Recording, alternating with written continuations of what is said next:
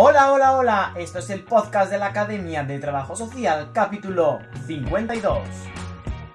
Soy Víctor Nieto, de victornieto.es, trabajador social y comunicador. Y antes de continuar con el programa de hoy, no te pierdas el siguiente mensaje. ¿Estás buscando un curso de formación homologado para que te puntúe en las oposiciones de trabajo social y no lo encuentras en internet? Tranquila, tranquilo, porque tengo la solución. La plataforma academiatrabajosocial.com tiene más de 40 cursos destinados para ti. Garantizamos que los docentes son profesionales del sector y todos estos cursos en modalidad online te ayudarán para adquirir los conocimientos suficientes y los conocimientos que estabas buscando. Muchos de ellos cuentan con la homologación oportuna para que puedas presentarte en las oposiciones y así conseguir puntos. Y hablando de oposiciones, ¿estás buscando una academia que te prepare para la siguiente convocatoria? Pues bien, desde ahora también ofrecemos este servicio de asesoramiento gratuito para aquellas personas que estéis buscando academia.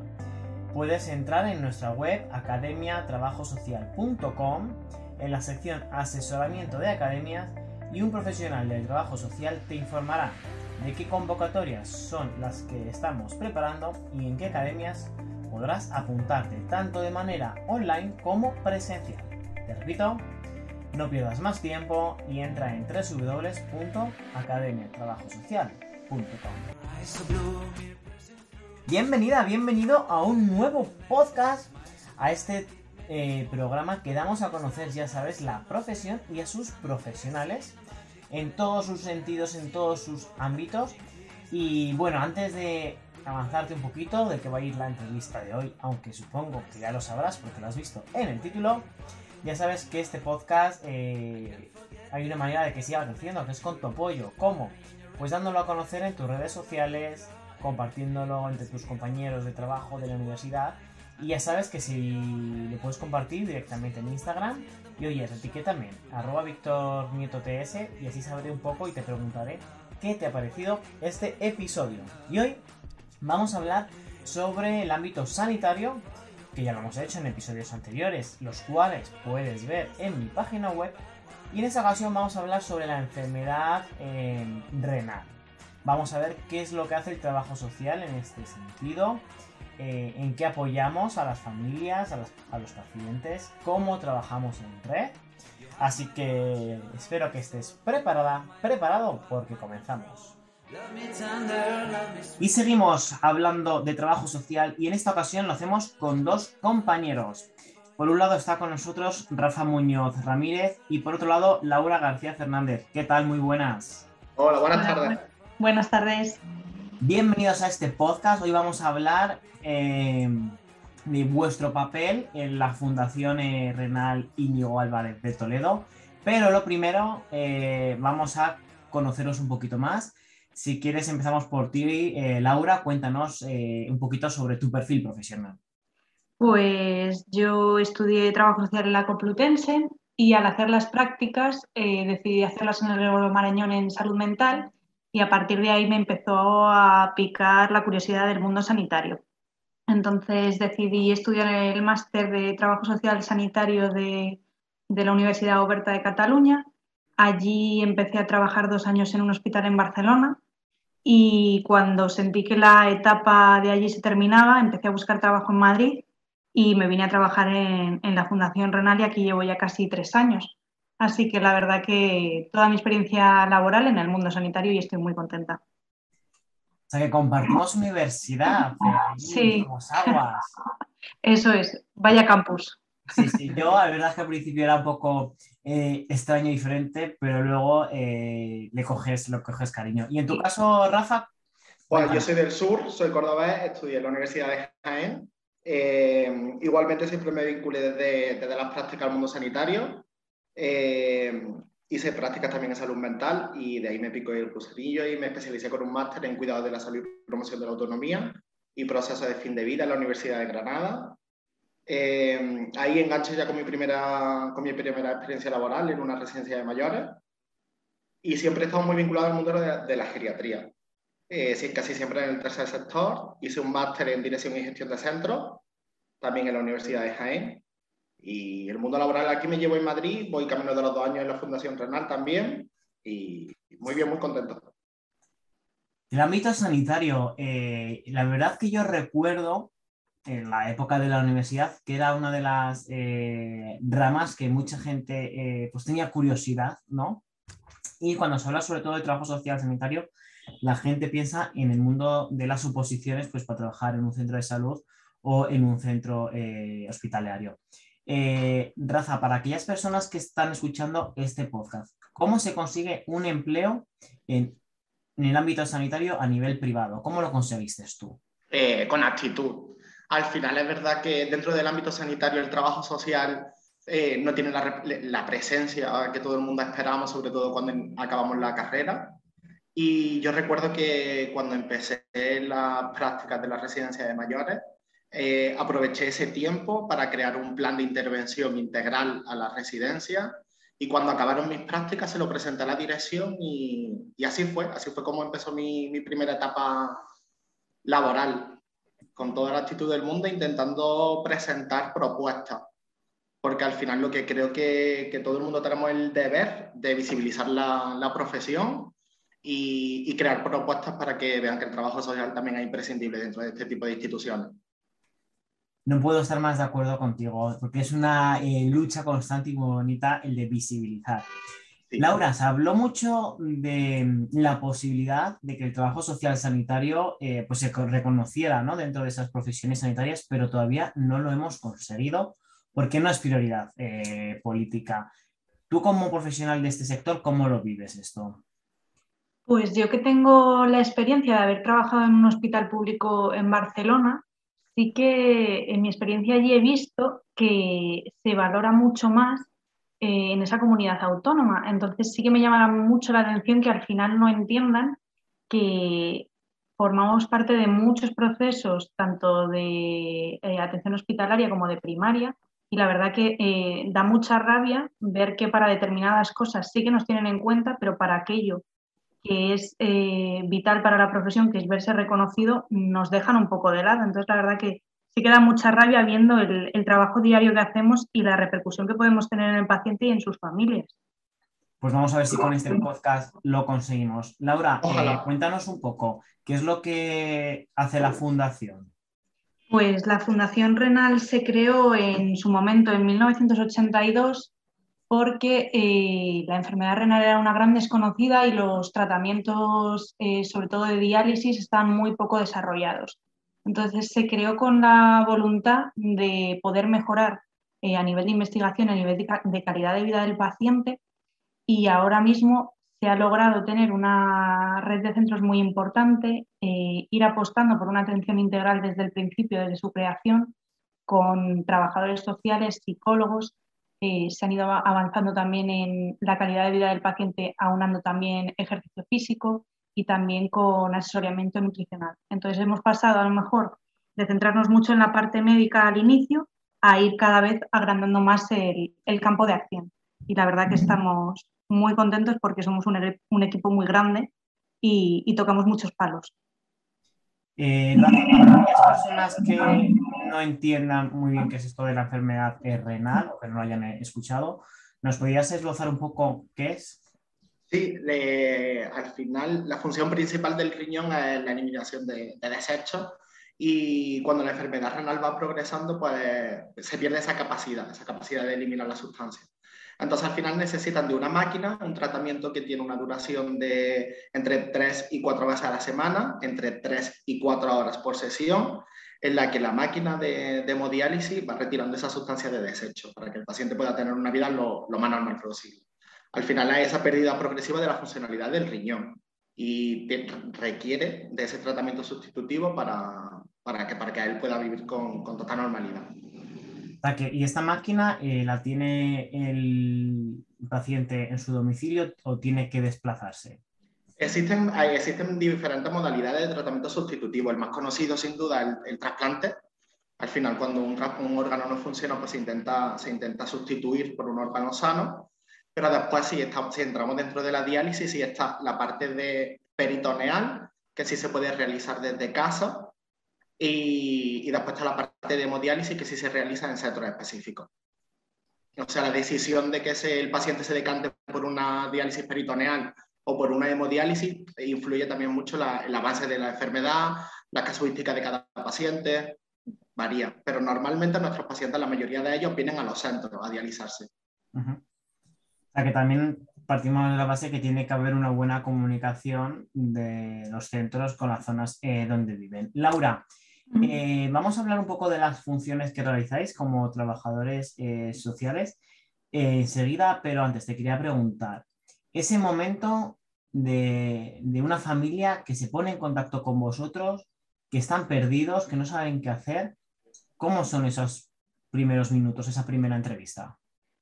Pues esa primera entrevista, la verdad que si te pones en el lugar de la familia es muy angustiosa porque en muchos casos pasan de ver a su familiar completamente sano o con alguna patología que tampoco le requería mucho seguimiento a verse 3 días a la semana mínimo teniendo que acudir a un centro de diálisis o al hospital a hacerse la diálisis y eso la verdad que les genera muchas dudas. Sobre todo también lo que les suele surgir es en aquellos pacientes que son más jóvenes y que están activos laboralmente o que están de baja, les preocupa mucho cuál puede ser su transición hacia la enfermedad, qué puede ir ocurriendo y qué soportes pueden ir teniendo. Entonces, la verdad que es una primera entrevista en la que sobre todo se realizan muchas preguntas y en las que en muchos casos lo tienes que ir colocando y postergando para ir tratándolo más progresivamente, porque si no es verdad que de primeras se suelen agobiar bastante porque es un cambio muy, muy brutal en la vida.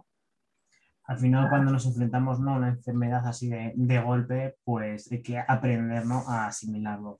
Rafa, ¿qué funciones principales como trabajadores y trabajadoras sociales tenéis? Pues al final, es la recepción al centro es importantísima. Nosotros tenemos un protocolo muy establecido en el que los trabajadores sociales y el resto del equipo del grupo de apoyo intentamos darle esa bienvenida tanto al paciente como a la familia. Es importante que conozcan el centro, que conozcan la institución en la que empiezan, qué tipo de servicios pueden hacer. Entonces, toda esa labor informativa yo creo que es súper importante para que ellos vayan ubicándose un poco dónde van a empezar y qué va a ser de ellos a partir de ahora. Entonces tenemos esa valoración inicial, pero no solo nos centramos en los pacientes iniciales, sino que los pacientes, al final, este tratamiento se puede alargar mucho en el tiempo. Tenemos pacientes que llevan con nosotros años y ese seguimiento anual o esas sesiones de seguimiento también son importantes, porque al final es un tratamiento que incide mucho en su día a día, incide en la familia, incide en su propia percepción como paciente. Entonces yo creo que es importante, y esa es la suerte que tenemos, yo creo, y sino que ahora Laura lo corrobore o no, de que el mero hecho de que nosotros tengamos tantísima presencia presencial en los centros, que el paciente nos vea como una figura amiga, como una figura cercana y como esa figura consejera, yo creo que al final es lo que el éxito de nuestra intervención. Sin duda, la verdad que sí. Porque es lo que comenta Rafa, tenemos pacientes que a lo mejor han entrado pues estando en silla de ruedas y han ido mejorando y han ido empezando a mejorar. Y por el contrario, tenemos pacientes a lo mejor que han entrado con nosotros hace 8 años y estaban en una edad pues que a lo mejor a nivel funcional estaban un poco mejor y conforme ha ido avanzando la enfermedad, pues se han ido deteriorando y tener ese seguimiento nos permite incluso adelantarnos un poco a lo que puede venir. Para aquellas familias que acaban de detectar esta enfermedad, ¿no? ¿Qué ítems, Laura, qué tips, qué consejos les darías? Pues a nivel social sí que habría que tener muy en cuenta si estamos trabajando o no, o qué hacíamos en nuestro día a día, porque previsiblemente el tratamiento nos va a permitir hacerlo y no habría que dejar de mantenerse activo, que hay muchos pacientes que empiezan el tratamiento y tienen miedo a retomar un poco lo que es su día a día. También hay que tener en cuenta que todas aquellas dudas que se puedan tener a nivel médico y que quizá nos queden un poco pendientes y que no podamos resolver, sí que hablarlo con otros profesionales nos puede ayudar para que nos lo puedan explicar mejor, porque hay veces que la terminología médica puede generar dudas y aunque nos lo expliquen igual, volvemos a tener las mismas. Entonces sí que solventar muy bien las dudas y tener muy en cuenta que los profesionales a nivel psicosocial estamos ahí para irles apoyando en todo, porque a lo mejor en un primer momento no tenemos unas necesidades y conforme va avanzando el tratamiento nos las vamos encontrando. Y Rafa, ¿esta enfermedad entiende de edades? No, tenemos pacientes con perfiles muy variopintos. Es verdad que tiene una mayor incidencia entre la población mayor, pero tenemos pacientes de 18 años y pacientes de 96. No tiene un perfil como tal. Es verdad que la incidencia, cuanto más, pues como todas las enfermedades, cuanto más mayor sea, más riesgo tienes de padecerla, junto con otros factores de riesgo, pero la edad no es uno de ellos.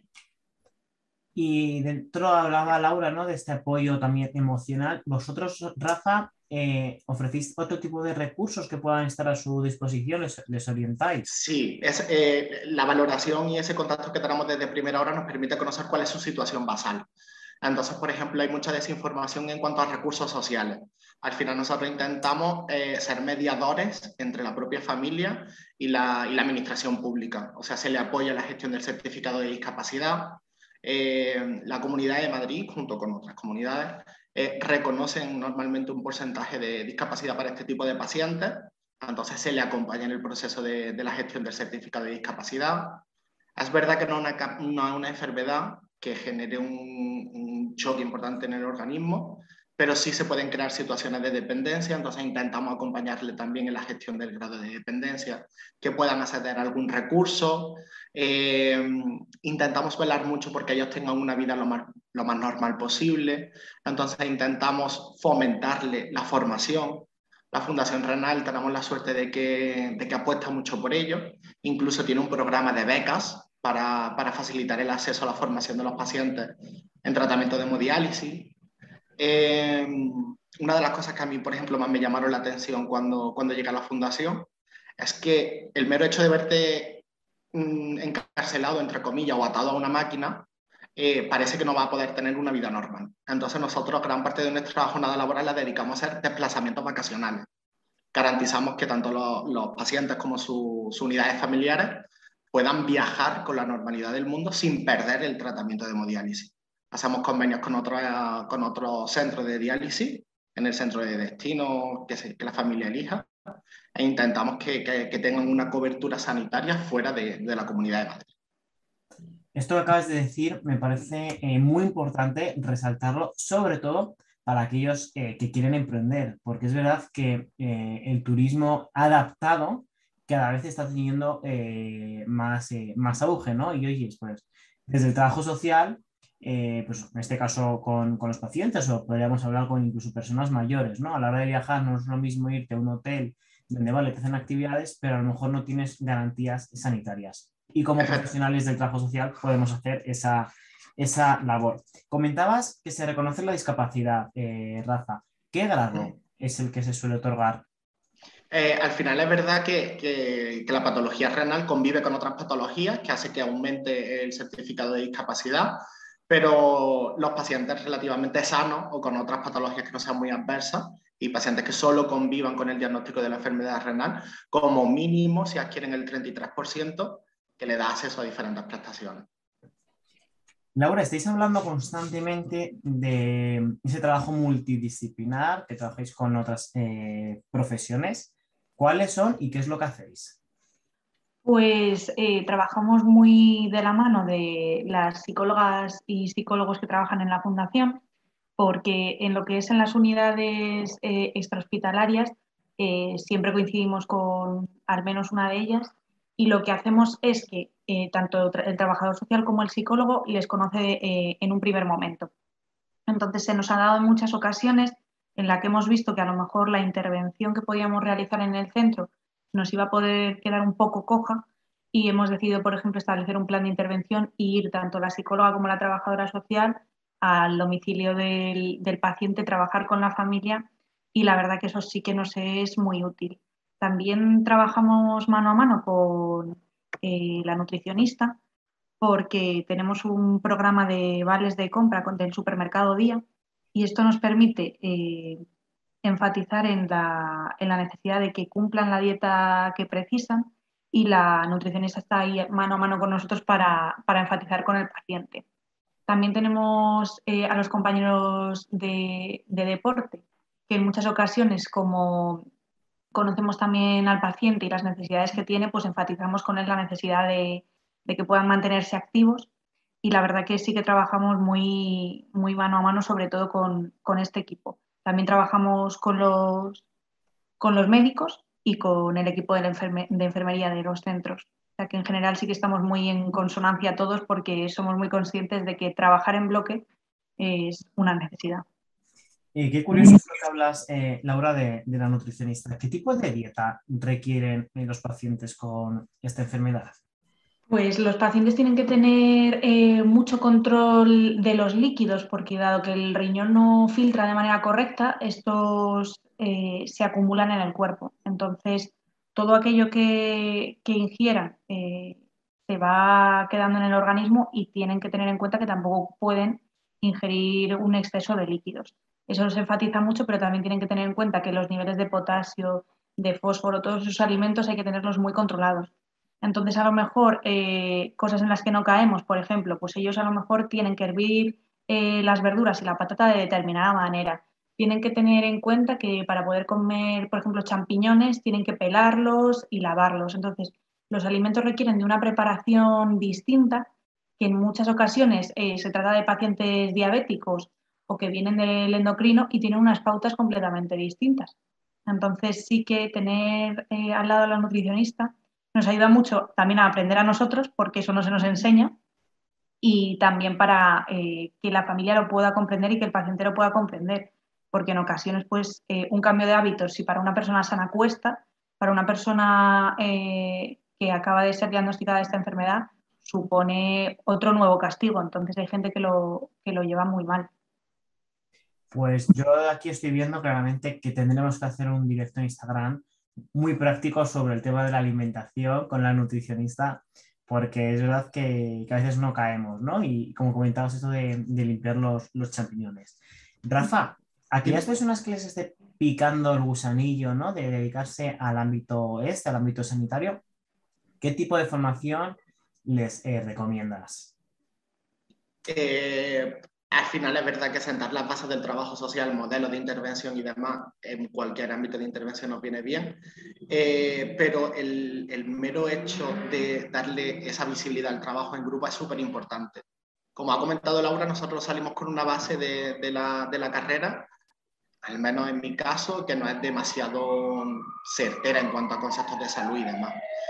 Al final, cuando nosotros nos centramos en una enfermedad tan concreta, pues el mero hecho de conocer biológicamente qué supone la enfermedad y demás es importante, porque toda la enfermedad tiene una repercusión en todas las áreas, no solo a nivel biológico. Al final, entonces, es importante conocer y centrarse mucho en conocer la patología, ver qué posibles consecuencias puede tener en el organismo, pero ver qué otras esferas pueden verse dañadas. Entonces, es importante tener esa visión holística. La geriatría sí se incide mucho desde el ámbito de la salud, la promoción de la autonomía creo que también es importante, entonces tirar por esa rama. Yo, vamos, creo que estáis dando unas pautas que aquellos que están ahí pensando en dedicarse a este ámbito les está viniendo muy, muy, muy bien. Mira, Laura, sí, dime, Rafa. yo, por ejemplo, de mi experiencia académica, yo me acuerdo que cuando acabé la carrera, mi máster se llamaba Cuidados de la Salud, o sea que venía muy al pelo, Promoción de la Autonomía, en la que sí siempre se nos ha hecho mucha incidencia desde el grado de trabajo social, y la última parte era Proceso de Fin de Vida.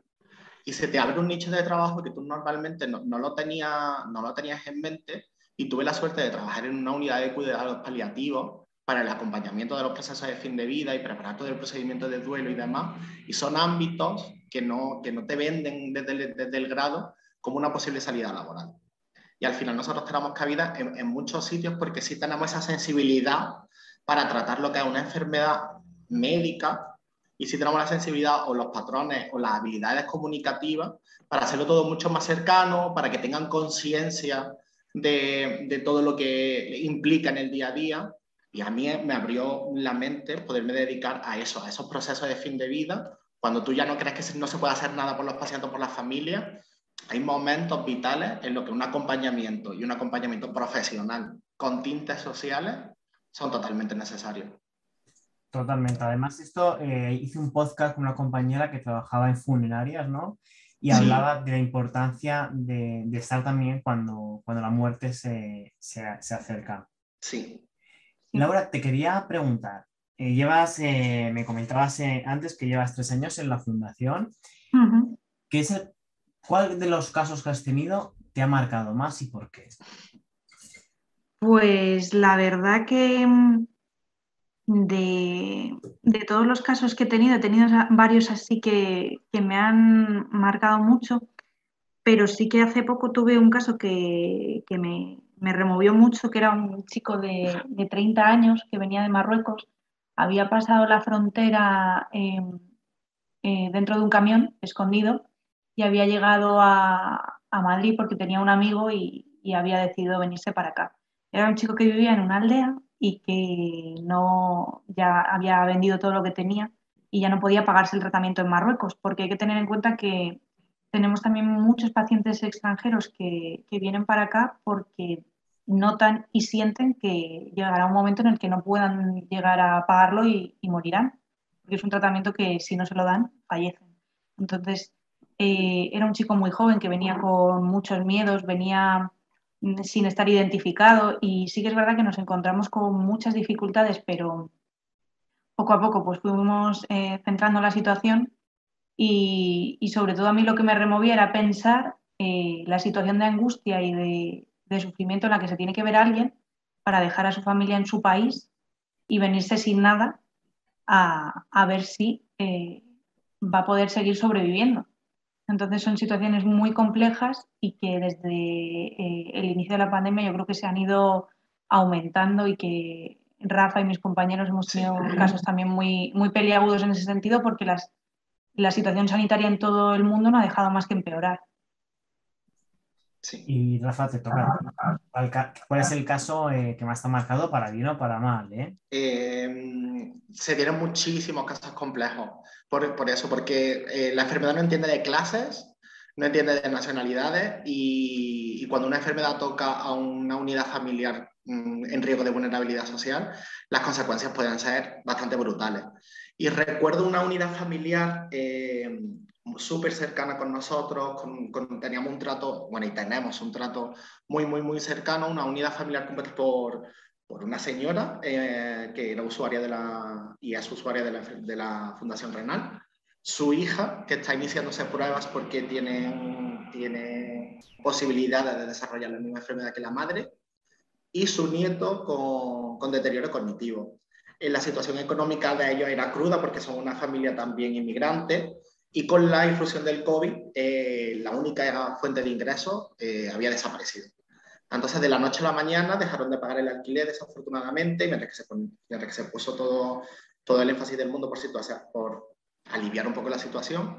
Recuerdo que le cambiaron la cerradura de la casa y se vieron en situación de calle de un día para otro.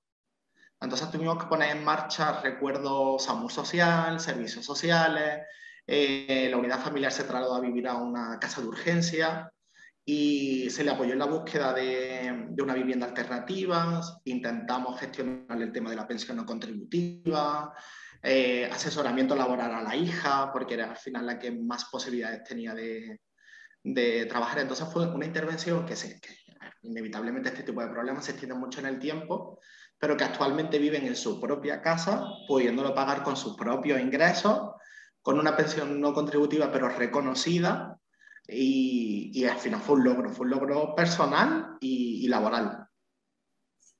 Es que esos casos también hay que contarlos, ¿no? Y lo que tú dices, aunque llevan tiempo y trabajamos y una buena coordinación, ¿no? Con el resto de servicios, pues al final Sin duda, pues sin se ven los duda. resultados. Por coordinarte con otro tipo, lo hablamos Laura cuando estuvimos hablando sobre preparar esta charla, de lo importante que es no solo trabajar con tu equipo, sino crear esa sinergia con otras instituciones, porque es importantísimo cuando tú no tienes la capacidad o la idea o la resolución de por dónde voy, tener esa red de contactos con otro tipo de servicios, tener una buena coordinación con servicios sociales comunitarios, tener buenos contactos con otras empresas del tercer sector, hace que las intervenciones sean mucho más ricas.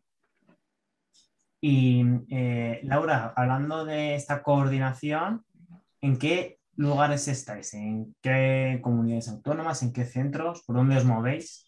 Pues tenemos, donde más centros tiene la fundación es en la Comunidad de Madrid y tenemos una particularidad que es que aparte de unidades que están fuera del hospital, tenemos algunas dentro de hospitales. Tenemos en la Fundación Jiménez Díaz, en el Hospital de Villalba, en el Hospital Rey Juan Carlos de Móstoles y en Valdemoro. Tenemos luego centros externos, sobre todo en la parte sur de la comunidad, en Getafe, otro en Móstoles, y también en Villalba tenemos otro y en Majadahonda. En Galicia hay otros 6 centros, también en áreas rurales. Y en Castilla y León todos son centros más pequeñitos, pero también en área rural. Entonces, sobre todo los centros de Castilla, los que viajamos también Rafa y yo, vemos mucho el perfil de paciente rural y al final son centros que lo que hacen es cubrir un servicio que no tiene la sanidad pública. Te hablo de pueblos muy pequeños, a lo mejor Béjar, Ciudad Rodrigo, y ahí se aúna gente de varios pueblos y luego en Segovia pasa igual. Hay provincias que solo tienen un centro de diálisis, Segovia solo tiene el del hospital y este. Entonces son provincias muy grandes en los que los pacientes hacen unos trayectos de ambulancia larguísimos. Entonces cubrimos un poco esa parte de a las que a lo mejor el sistema no llega o el sistema considera que eso no es rentable. Para que vean también la importancia del trabajo social en el ámbito rural. Sin Total. duda, Ya sin para duda. ir finalizando, ahora enseguida vamos a cambiar los roles y cada uno me va a tener que hacer a mí una pregunta. Pero Vale. para que vayáis pensando, no sé, Rafa, si quieres comentar algo más que hayas dicho, esto lo tengo que contar, esto es súper necesario. Pues a mí lo del mundo rural era una cosa que no quería que se escapase, porque si ya en una ciudad como Madrid, que tiene todos los servicios y tiene sistemas de protección tan diferentes, el mero hecho de irte a Cantalejo o a un pueblo cerrado de Castilla y León, acceder a servicios en los que te tienes que desplazar a capital de provincia solo para poder ir a una cita, me parecía totalmente necesario que la Fundación apostase por este tipo de centros. Y a mí una cosa de las que sí me gustaría incidir muchísimo y de las que yo como trabajador social renegaba mucho era sobre la investigación y el mero hecho de estar presentes en congresos, en ponencias, porque sobre todo en el ámbito sanitario, nadie pone en duda la importancia de una ponencia de un médico, de procesos asistenciales de enfermería, pero el mero hecho de tener presencia, no solo en congresos de trabajo social, sino en congresos sanitarios, con un tinte sanitario, levantando la voz y decirle a los médicos, oye, trabajo social está aquí, desde trabajo social se puede ofrecer esto, y contar y que las profesiones sanitarias sepan lo que puede hacer un trabajador social dentro del ámbito es totalmente necesario. Y es verdad que el trabajo social es una profesión muy de campo, es una profesión muy de estar en la calle con el paciente, pero el mero hecho de apostar y de llevar investigación basada en la práctica, en nuestro día a día, y decir, oye, con este tipo de intervenciones se pueden alcanzar este tipo de resultados, creo que es totalmente esencial. Pues nada, yo os animo a que creéis un congreso o creéis unas jornadas o incluso si queréis utilizar la plataforma de la Academia de Trabajo Social para hacer algo online, por mí Ojalá. encantado. Y además estoy viendo que también que habéis hecho una primera edición de premios, ¿no, Laura? Un poco para fomentar la investigación. Claro, sí, la Fundación Renal tiene unos premios de investigación nefrológica y ha abierto una línea para la investigación en enfermería y de humanización. Entonces ahí sí que tenemos un posible hueco. Nosotros, como ha dicho Rafa, sí que desde el último año hemos visto que en muchas ocasiones hacemos mucho, pero como no queda por escrito en ningún sitio, era algo que teníamos que hacer. El año pasado fuimos al primer Congreso de Humanización de la Asistencia Sanitaria y es verdad que en gran parte eran procesos de enfermería y médicos y a lo mejor ir con eso, ya aunque sea planta una semilla en que a lo mejor un jefe de servicio o cualquier otro profesional pueda pensar que puede venir bien un trabajador social. Entonces estamos en esa vía, en intentar que la gente piense también en nosotros y que vea que podemos ayudar. Y Víctor, perdóname que te corrija, No, esta no, es no. la 34 edición de los premios de la Fundación. O sea que el pilar y el fomento de la investigación dentro de la Fundación Renal de siempre se ha apostado, la 34 edición, y la verdad es que tienen bastante peso dentro del mundo nefrológico. Y el mero hecho de que se nos dé cabida a otras profesiones, porque también están abiertas estas convocatorias a otro tipo de perfiles profesionales, me parece súper importante. Corrección más que adecuada, porque he leído rápidamente premios y he leído premios primero. 34, ni más ni menos. Pues oye, entonces enhorabuena. Ya sí que sí nos podéis escapar. Os toca hacerme una pregunta de lo que queráis. No sé si alguno la tiene ya pensada. Sí, yo ya la tengo. Pues venga, adelante. ¿Cuál sería un ámbito o con una población con la que nunca querrías trabajar? Con la que nunca, no sé, nunca es muy difícil, ¿vale? Ya. Es verdad que el ámbito y el que estamos hablando, el sanitario, es el que más a día de hoy me echa para atrás porque soy súper malo para los términos médicos. Recuerdo en la universidad que es que soy súper malo para los nombres en general de la vida. Entonces, la terminología, todo esto, es verdad que es un ámbito que me cuesta muchísimo. Y yo creo que sería el que a día de hoy, que si tuviese que elegir, el que a lo mejor de momento no elegiría de momento, pero por eso, ¿no? Por la dificultad que comentabas tú antes de la terminología. Pues nada, te damos una masterclass y seguro que luego te animas. Vamos, segurísimo, segurísimo. ¿Le toca a Rafa? Yo que fui muy reacio, por ejemplo, a la investigación hasta que me picó el gusanillo. Víctor, ¿eres de investigar? O sea, de esta parte, ¿qué tal? Pues mira, soy muy curioso, no realizo investigaciones científicas ni nada, pero sí que me gusta mucho leer y documentarme. Y un ámbito que me está encantando y que cada vez pues, leo más es en el ámbito de la innovación social, la inteligencia artificial, la big data, todo aplicado al trabajo social. Y es verdad que hay muy poquito, lamentablemente, porque todo lo que estoy encontrando es en otros ámbitos, pero sí que estoy absorbiendo mucha información por lo que tú comentabas, ¿no? Para luego también contarlo, explicarlo y darle esa visibilidad. Entonces serían así los ámbitos que más me están llamando la atención. Muy interesante. La verdad es que, de hecho, voy a ir a un congreso que van a hacer en Málaga sobre tecnología y servicios sociales y el ámbito social. Ahí estaremos también, Víctor. ¿Vais a ir? Vamos a Sí. intentarlo. Bueno, Vamos a intentar presentar una comunicación porque es verdad que desde la pandemia nos dimos cuenta que a muchos pacientes les falta saber utilizar la tecnología.